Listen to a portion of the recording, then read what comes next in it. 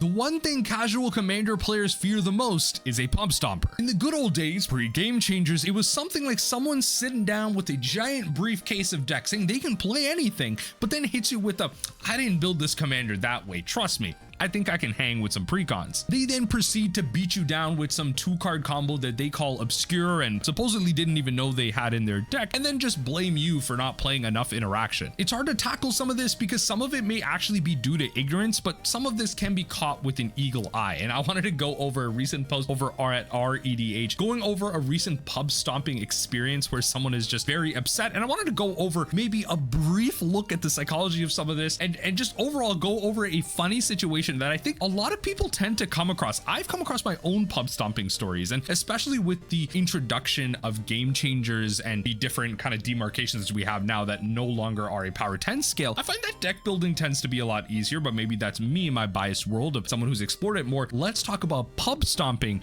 and upset players in the commander format. Pub Stomper tried to force his way back into our game by crying to the store owner.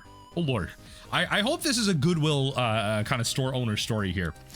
Two buddies and I stopped in for some casual games last night after work at our LGS. We played with a lot of regulars there, and it's usually a pretty good time. It's great. It's a great LGS. Last night when we got there, the commander tables were empty except for one guy waiting around flipping through his cards. When we sat down, he asked to join us and we told him he could, but only if he had something casual friendly and low power, since we were using bracket 2 as a reference point for our barely upgraded precons, which is pretty cool.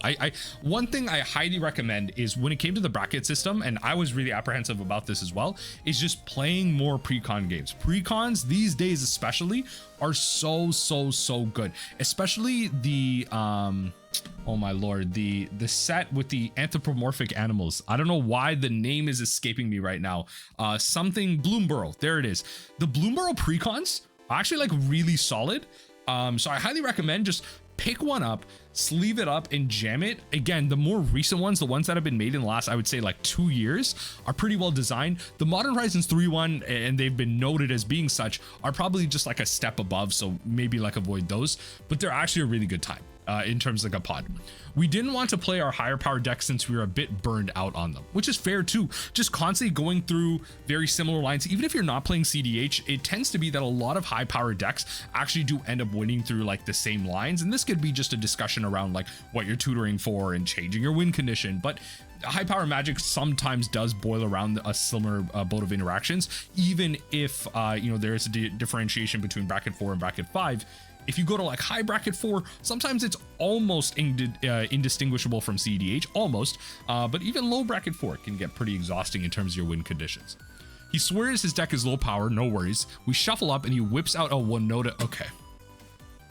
Okay. Yo, my man whips out Winota and is like, yo, let me cheat. Ain't no way. These are the worst type of people. There's no, okay. There is no way. There is no way. All right, hold on. Let me just for reference here. I took a brief look at, I kind of skimmed through this and I set up some tabs already in discussion because I wanted to go over like player psychology of like winning and everything. Because that was a discussion that I think branches off from like a recent Distraction Makers video as well. But like, okay, let me just bring up Winota for those of you that like just generally don't understand. So first of all, banned in Pioneer, okay? Game changer in Commander, game changer. Okay, we're jamming bracket 2s here. Winota, whenever a non-human creature you control attacks, okay, look at the top 6 cards of your library. So it's not when Winota attacks, right? You may put a human creature card from among them onto the battlefield tapped and attacking. It gains indestructible until the end of turn. Put the rest of the cards in the library in any order. So the whole idea of Winota, generally speaking, is you're just going to cheat out a bunch of things that maybe give you extra combats, extra turns. Just cheat more stuff out, right? The whole idea of Winota is obviously you're cheating things out. This is when Winota attacks, so it's not when it deals damage, so double strike and stuff doesn't really matter. Extra combats do. Winota is a powerful legendary. It was powerful enough to be banned in Pioneer. It is a very powerful combo piece. Oh my lord. It looks at us with early stack pieces like Kiki copies. Oh no, then Kiki. I was like, Kiki's not a stacks piece, but then Kiki Jiki combos a bunch of Zealous Conscripts, killing us all in a single turn. So as soon as we see the combos, we scoop in GG. He shuffles us and asks us to go again, but we tell him his deck's way too high power level and we aren't interested in playing with him anymore. So we're gonna play just a 3-man, which is fair. You got your pub stomp off, right? This person, the pub stomper, let's call him PS got their pub stomp off. They do not need to be bullying like these low power players anymore. He gets upset and tries to force us to play with him, saying that if we have space, we must let another player play in our game. Oh no, folks, the mental breakdown, it's happening. Oh no, the veil of like the frontal lobe is collapsing right now for this person. We all tell him no thanks and ask him to leave us. Oh god. Dude huffs and puffs over to the store owner and tells him we're excluding him and being sore losers, says the Winota player. So owner comes over to speak with us and asks what's going on. Okay, hope they're not gonna be mean here. He's a cool guy and we get along. Okay, see, this is another situation. I talked about this in a previous video.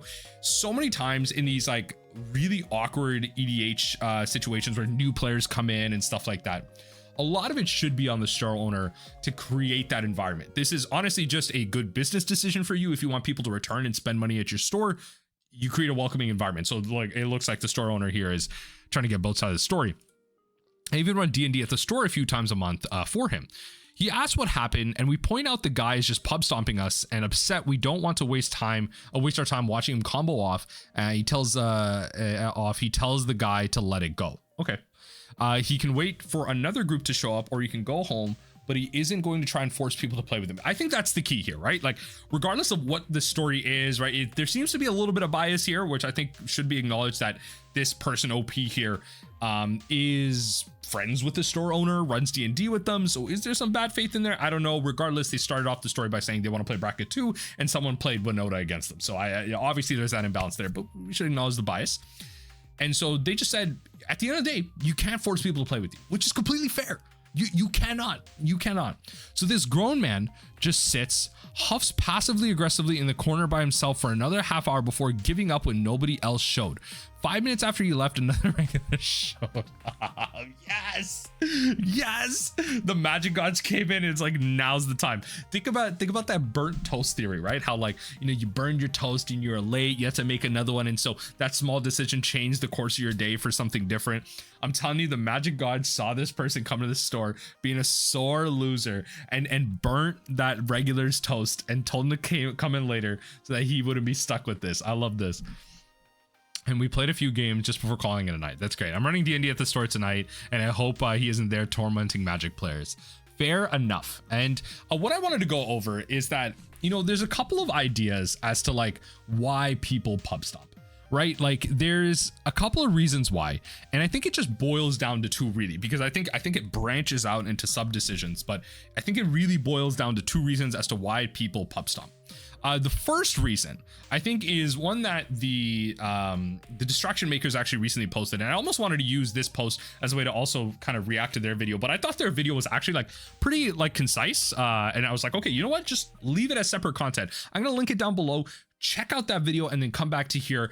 They talk about Hanlon's Racer, and that's kind of like the central framing point that they used. Never attribute to malice that which is adequately explained by stupidity, or they used kind of incompetence, or something like that. Just like, it's not necessarily negative if someone is just unaware. And this goes along the idea how like, it just feels like everyone's dumb these days. Everyone is just making dumb decisions, and it's just the plight of the intellectual and highly aware to be able to deal with stupid people all the time. And it's one thing I have conversations with my friends with, like they're talking about their coworkers and their parents, like, how could they do this? It's just so mean. I'm like, nah, I think they're just unaware. I think they're just uneducated. And so when it comes to something like this, in the before times, again, as I mentioned, before game changers, before the bracket system, I think a lot of it actually can be chalked up to like a lack of education on scaling, and which is why the bracket system was introduced, because someone 6 really wasn't someone else's 6, right? Like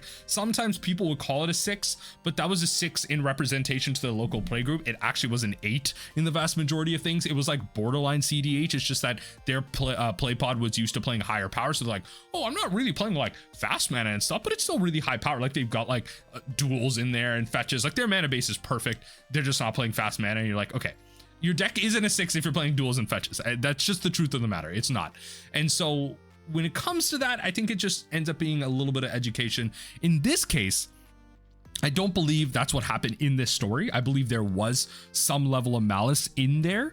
And it seemed like this was a situation where potentially they were around before, because if I remember correctly here, we've had a lot of regulars there, and it's usually a pretty good time. Yeah, so that night the tables were empty, so it seems like there were a lot of other players, and potentially this player has come in before and had this situation happen where they were like okay to pub stomp, which I think is like a bit of a problem. I think potentially they were just trying to play a game and they've been sitting there for a while, but also like that's not what you should do. Like I think it's like at the point where, like, you know, commander players generally speaking just want to play the game. I think it's like CDH players and it's like legacy players or vintage players outside of like sanctioned REL.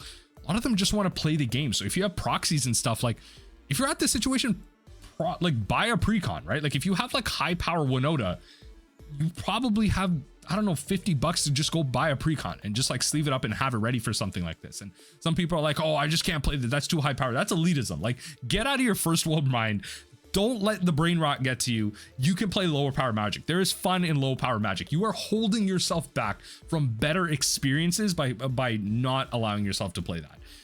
And I think, you know what, just proxy up like bracket 1 decks or something, like have it ready for situations like this so you can play into it. I'm not saying everyone should do this, but I feel like a large majority of players that go in to play casual games are pretty open once you have a conversation with them, not lie to them. And I think this is a situation where someone was lying. They just wanted to play a game. I am attributing this to some level of goodwill. I am being optimistic. Like, yes, they pub stomped, but I think their ultimate motivation, to my belief, my read of the situation with no other information, is that they just wanted to play a game. Pub stomp or not, they just wanted to play the game. But still, that's not really the best thing in the world. They're the only ones having fun in a board state that they're able to control against precons that may not have the level of interaction required to stop a Winota. And when it comes to the psychology of winning, and this is something that maybe I'm reaching too far with, but generally just want to get people's like understanding of this.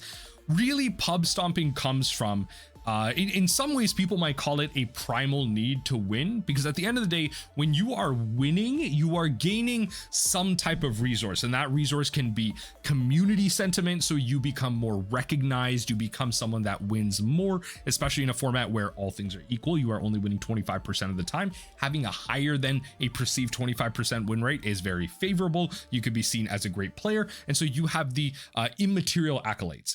Or winning can be something where you gain a resource like a trophy, some money, or TV spots, and you know, you get invited out to game nights and stuff like that. So there are resources to be gained from winning, and so there is an innate desire to have more resources, to have more, especially in a capitalist society where we are conditioned to want more. Winning is of course required for more. The problem is that this ultimately becomes maladaptive for all my my pub stompers out there. One thing I will warn against is that it's not exactly 1-for-1 with gambling, and I have a picture of you know, a negative situation, or someone who is stressed out about a gambling situation. And now gambling is a little bit deeper, addiction is a little bit deeper, and I recognize this as someone that has worked with an addictions population previously in my lines of work. It is something completely different. But there is maladaptive behavior in a situation where resources can be gained, where you feel like you have control over the situation, you can gain something out of it. Pub stomping is there similar to like cheating in video games, where it's unlike gambling where the highs are very high, but in terms of cheating and pub stomping, the highs might not be as high, but the control of the situation, the floor of the situation is much higher. The gap between the high, the ceiling, and the floor is much closer. And so with that control that you have going into this play group, where you lie and you're like, oh yeah, I'm playing a low power pod, I'm doing whatever, or like you hop into a multiplayer game of Overwatch and all of a sudden you're cheating as a Junkrat player, but like, oh, I'm cheating as a not hit scan player, I'm not doing it with soldier. You're still cheating, okay? Like, let's, there are hacks out there for Junkrat players. And so when it comes to gaining that type of resources, ultimately the maladaptive behavior is the result of you, or is ultimately you taking advantage of other people, right? It's being the bad person. It's playing the wrong side of the prisoner's dilemma. The whole idea that everyone should be doing what the other person is doing, the whole tit for tat, whereas both of us mutually gain the same benefit from just being two good people to each other. We have a great game, we have a great experience on average, whereas the other person taking advantage of that scenario wins and gains everything, but then the other three players in that prisoner's dilemma doesn't gain anything. And so ultimately, when it comes to the community aspect of things, the gathering aspect of Magic, pub stomping doesn't serve anybody. It doesn't serve, ultimately, honestly, it doesn't even serve you, because it doesn't grow the gathering. It makes the gathering actually worse. So you do gain personal resources, but you don't actually make your third space better. And in a world where third spaces and our lack of ability to be social creatures post-pandemic and our introvertedness increasing, in a world where it's harder to be nice to other people based on, attributing things to malice, it's in our best interest to not do things like this. And I think the vast majority of people watching this video understand this. I just hope that you can maybe use this in your own way to have these type of open discussions with other people that are potentially pub stomping, that are potentially cheating in games, and then go to show that, even in a world where people are cheating I shouldn't say actively, they are cheating enough, even in coverage live games of standard, modern, during RCQs and stuff. In a world where this is happening, in a world where judges aren't being as funded, it's important more than ever to have these conversations with people and not just call them out, but also be preventative in some of the ways that we play our games of Magic and welcome our communities. In a world where everyone wants a villager but doesn't want to, everyone wants a village but doesn't want to be a villager, I should say. I keep stumbling over my words, but in a world where we are looking for that community, we need to be an active part of growing that community. We don't need to be the leader in the community. We don't need to be an elder in the community. Everyone wants a prestige, but they don't want to do the work to get there. And that's the problem with our new brain rot worlds of instant gratifications and TikToks and shorts and stuff like that. We need to understand that this type of maladaptive behavior, ultimately, even for you as the pub stomper, may serve you in the short term, but it doesn't even serve you in the long term, because what you're doing is, if everyone looks to follow that prisoner's dilemma example and start cheating, then the gathering ultimately crumbles and falls apart, and then the game falls apart, and then ultimately you aren't able to continue pub stomping. So why pub stomp at all? If your behavior doesn't lead to the long-term gratification of what you need, why continue it at all? And so I guess that's my ultimate long-term philosophy of this video here, and where I ultimately wanted to land. Again, the people watching this video probably aren't going to gain this, because I imagine the vast majority of people, again, maybe I'm being optimistic, watching this video are just good people. You are here for the gathering, you watch content, you are more enfranchised in Magic, and you want this IP and just the game in general that we all love to grow. I just hope that maybe in these situations where you come across these type of people, this can maybe open a door and just have another perspective for you in terms of how you can have a conversation with these folks and just help them be better people, I guess.